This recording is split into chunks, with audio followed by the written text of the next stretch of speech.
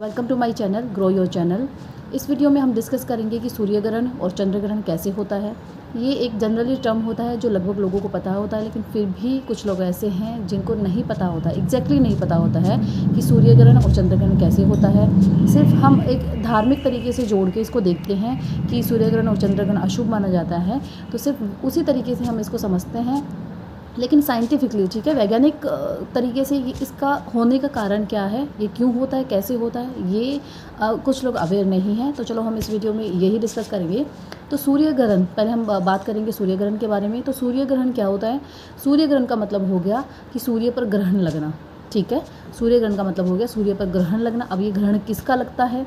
तो सूर्य ग्रहण का मतलब होता है कि सूर्य जिसके जितने भी आकाशीय पिंड होते हैं, ठीक है, अपना पृथ्वी हो गई और भी जैसे बुध शुक्र, सब जितने भी ग्रह होते हैं वो सब क्या करते हैं, वो सूर्य की परिक्रमा करते हैं। किसी भी ग्रह की अपनी कोई रोशनी नहीं होती, अपनी कोई चमक नहीं होती है। जितना भी प्रकाश मिलता है, एकमात्र ऊर्जा का स्रोत क्या होता है? सूर्य होता है। तो चांद, अगर आप बात करें तो चांद की भी खुद की क्या होती है, चमक नहीं होती है, वो भी सूर्य से ही प्रकाशित होता है। तो जब पृथ्वी सूर्य के चक्कर लगा रही होती है, और चंद्रमा क्या है, चंद्रमा पृथ्वी का उपग्रह है, और चंद्रमा पृथ्वी का चक्कर लगाते रहता है, तो ये परिक्रमा करते करते ये तीनों एक सिद्ध में आ जाते हैं। और जब ये तीनों एक सिद्ध में आते हैं तब भी हमारे सूर्य ग्रहण और चंद्र ग्रहण होते हैं। अब डिपेंड करता है इनकी पोजीशन पे कि पृथ्वी कहाँ है, चंद्रमा कहाँ है और सूर्य कहाँ है, उस पर डिपेंड करता है सूर्य ग्रहण होगा या चंद्र ग्रहण होगा। तो जब चंद्रमा परिक्रमा करते करते पृथ्वी की, सूर्य और पृथ्वी के बीच में आ जाता है, तो अगर अब चंद्रमा बीच में आ गया है तो सूर्य की रोशनी हमारी पृथ्वी तक नहीं पहुंच पाती है, और उसे ही हम क्या कहते हैं, सूर्य ग्रहण कहते हैं। अब आपको ये समझना है कि जब चंद्रमा बीच में आ जाता है, ठीक है, पहले सूर्य होता है, बीच में चंद्रमा आ जाता है और फिर पृथ्वी आती है, तो पृथ्वी तक सूर्य की रोशनी नहीं पहुँच पाती है।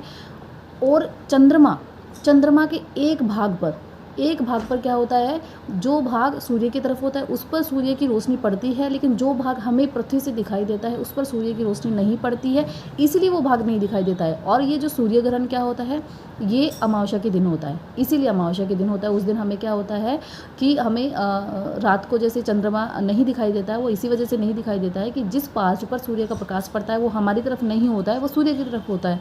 और जो हमारी तरफ होता है, जो पार्ट चांद का हमारी तरफ होता है, वो हमें इसलिए नहीं दिखाई देता है।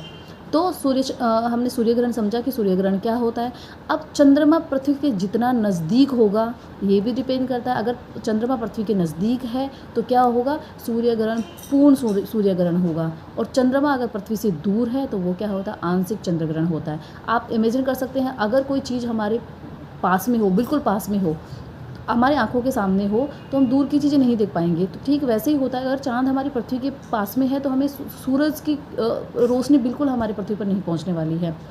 इसके साथ साथ आपको ये समझना है कि जो सूर्य ग्रहण होता है वो पृथ्वी पर हर जगह नहीं होता है। जहाँ जहाँ जब चंद्रमा सूर्य के सामने आया, तो सूर्य के सामने आने की वजह से चंद्रमा की परछायाँ हमारी पृथ्वी पर पड़ती है, और उसी को सूर्य ग्रहण कहते हैं। जहाँ पर चंद्रमा की परछाई पड़ी है वहाँ सूर्य ग्रहण होता है। सिर्फ उन्हीं जगह पर हमें सूर्य ग्रहण देखने को मिलता है। अब बारी आती है, कुछ लोगों का डाउट ये होता है कि अमावस्या तो हर महीने में एक बार आती है, तो क्यों सूर्य ग्रहण हर महीने नहीं होता है? चंद्रमा की जो कक्षा है वो किसी एक्स पर झुकी हुई होती है, और उसकी वजह से वो जो चंद्रमा, पृथ्वी और सूर्य एक सिद्ध में हर अमावस्या को नहीं आ पाते हैं। अगर आप यहाँ पर स्क्रीन पर आप देख सकते हैं कि उसकी कक्षा कैसे झुकी हुई होती है, उसकी वजह से ये पॉसिबल नहीं होता है कि हर अमावस्या को ये तीनों एक सिद्ध में आ पाएँ। जरूरी है सूर्य ग्रहण के लिए कि तीनों एक सिद्ध में आएँ, तो हर अमावस्या को तीनों एक सिद्ध में नहीं आ पाते हैं, इसीलिए हर अमावस्या को सूर्य ग्रहण नहीं होता है, ठीक है। अब हम बात कर लेते हैं चंद्र ग्रहण की। तो जो चंद्र ग्रहण होता है, चंद्र ग्रहण का मतलब हो गया कि जब ये तीनों परिक्रमा करते करते, ठीक है, सूर्य की परिक्रमा पृथ्वी करती है और पृथ्वी की परिक्रमा करता है चंद्रमा, तो ऐसे परिक्रमा करते करते जब पृथ्वी सूर्य और चंद्रमा के बीच में आ जाती है, आप यहाँ पर स्क्रीन में देख सकते हैं, जब पृथ्वी बीच में आ जाती है तो क्या होता है, सूर्य की रोशनी चंद्रमा तक नहीं पहुँच पाती है। और आपको ये समझना है, सूर्य ग्रहण और चंद्र ग्रहण कुछ पल के लिए होता है, ठीक है। ये ऐसा नहीं है कि घंटा 2 घंटा या एक दिन का होता है, ये कुछ पल के लिए होता है। तो यही होता है। और ये जो चंद्र ग्रहण होता है वो पूर्णिमा के दिन होता है, ठीक है, पूर्णिमा के दिन होगा। उस दिन कुछ पल के लिए हमें चांद नहीं दिखता है। और अब आप चांद पे देख सकते हैं कि एक काली परछाई दिखती है, वो हमारी पृथ्वी की ही होती है, ठीक है। तो ज़रूरी है इनका सिद्ध में आना। एक सिद्ध में आना ज़रूरी है। चंद्र ग्रहण कब होता है? जब पृथ्वी बीच में आ जाती है। तो सूर्य ग्रहण और चंद्र ग्रहण दोनों पृथ्वी के हर हिस्से में नहीं होते हैं। ये सिर्फ उसी पार्ट में होते हैं जिस पार्ट में छाया पड़ती है। ठीक है, अब छाया किसकी पड़ेगी? सूर्य ग्रहण में चंद्रमा की छाया पड़ती है पृथ्वी पे, तो जिस हिस्से पर चंद्रमा की छाया पड़ती है वहाँ पे हमें सूरज नहीं दिखाई देता और वही क्या होता है? सूर्य ग्रहण होता है।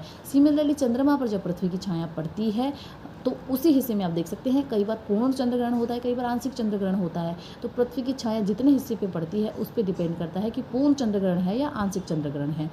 तो आई होप कि ये वीडियो आपको समझ में आया होगा। अगर ये वीडियो आपको अच्छा लगा हो तो प्लीज़ लाइक कीजिए, शेयर कीजिए एंड सब्सक्राइब कीजिए एंड बेल बटन को प्रेस कर दीजिए ताकि इस तरीके के वीडियोज़ आपको मिलते रहें।